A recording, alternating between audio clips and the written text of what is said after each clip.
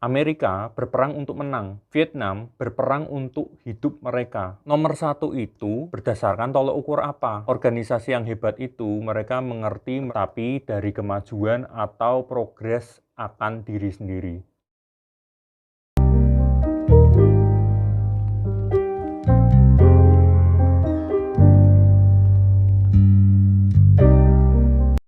Kemarin aku sempat membaca artikel yang mengulas tentang isi seminar dari Simon Sinek yang menurutku isinya cukup bagus dan menurutku layak untuk dibagikan ke teman-teman semua. Hari ini aku akan membahas tentang The Game Theory atau The Infinite Game oleh Simon Sinek.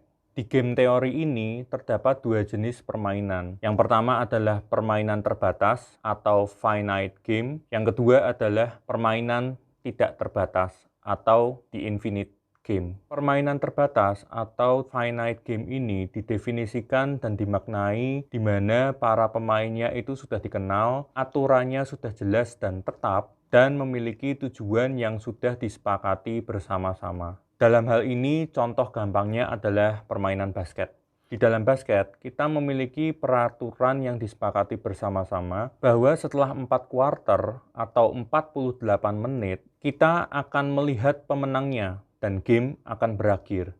Nggak bisa tiba-tiba ketika permainannya sudah berakhir, ada orang di salah satu tim yang mengatakan, bentar, tunggu, coba dikasih waktu 5 menit lagi. Kalau dikasih waktu 5 menit lagi, timku pasti akan menang. Nah, seperti itu nggak bisa, karena dari awal sudah jelas ketika waktu berakhir, pemenangnya akan ditentukan saat itu juga.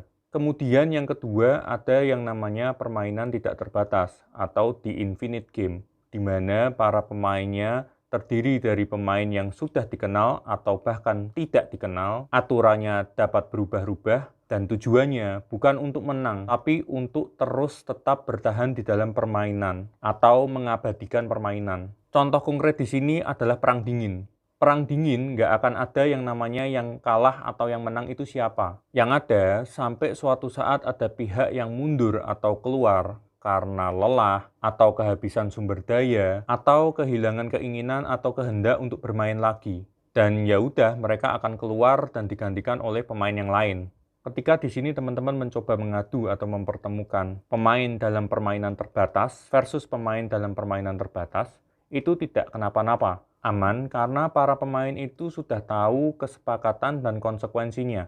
Demikian juga waktu infinite player ditemukan dengan infinite player. Sistemnya tetap stabil dan tetap terkendali aman. Nah, di sini problem muncul ketika teman-teman mencoba mempertemukan pemain terbatas versus pemain tidak terbatas. Kenapa? Karena pemain terbatas itu atau finite player bermain untuk menang, sementara infinite player itu bermain untuk tetap bertahan di dalam gamenya. Di sini, finite player atau pemain terbatas akan selalu merasa frustasi dan merasa berada di dalam rawa yang mencekam. Contoh konkret di sini seperti perang Amerika versus Vietnam.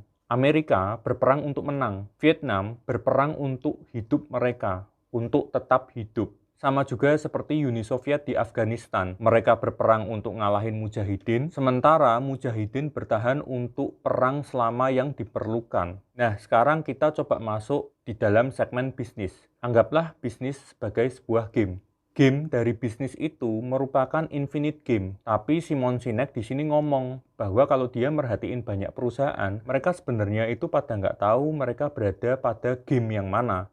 Banyak perusahaan berlomba-lomba menjadi nomor satu.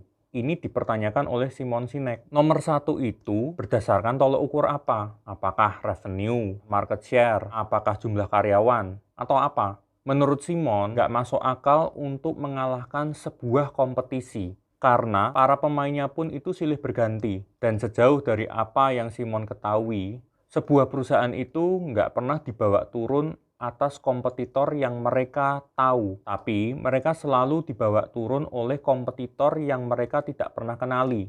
MySpace pada waktu itu, pada zaman itu, apakah mereka khawatir terhadap Facebook? Apakah mereka pernah memikirkan Facebook? Jawabannya enggak. Mereka lebih cenderung worry ke Friendster.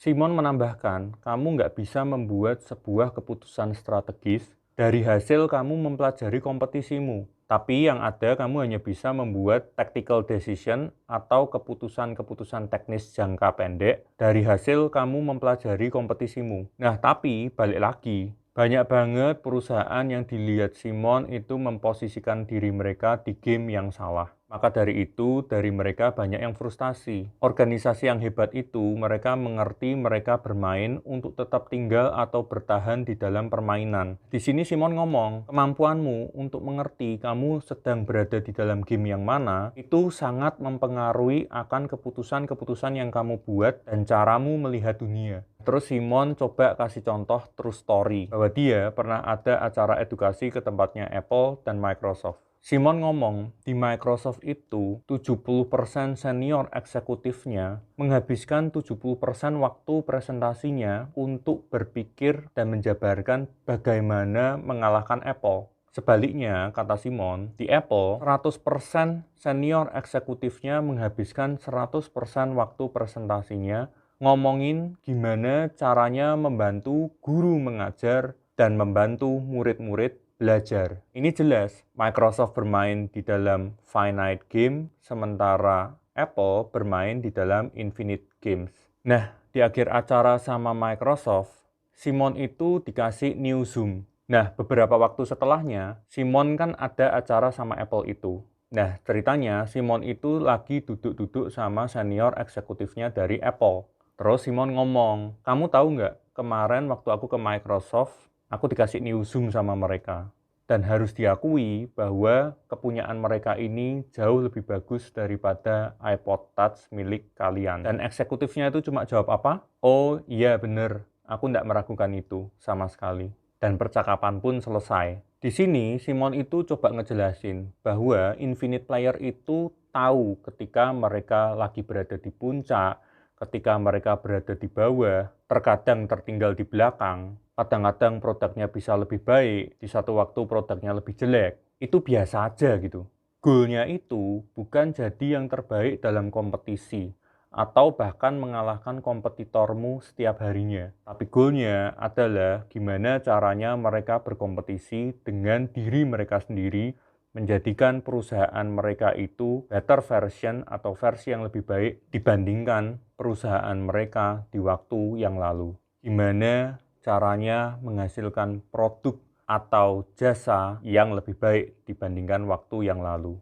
Nah, di sini Simon melanjutkan pesannya untuk diri setiap kita atau masing-masing dari kita, bahwa kita pun juga harus bermain di Infinite Games. Bukan tentang menjadi nomor satu, bukan tentang mengalahkan siapapun, tetapi lebih untuk mengalahkan diri sendiri. Kompetisinya itu ya diri kita sendiri. Untuk itu, supaya kita bisa bertahan di dalam game selama mungkin, kita harus menemukan kegembiraan atau kesukaan. Nah, kegembiraan atau kesukaan itu datangnya bukan dari perbandingan dengan satu dan yang lain, tetapi dari kemajuan atau progres akan diri sendiri. Sekian dulu ulasanku pada hari ini. Terima kasih buat teman-teman yang sudah menonton dan menyimak video ini dari awal sampai akhir. Terima kasih dan matur nuwun.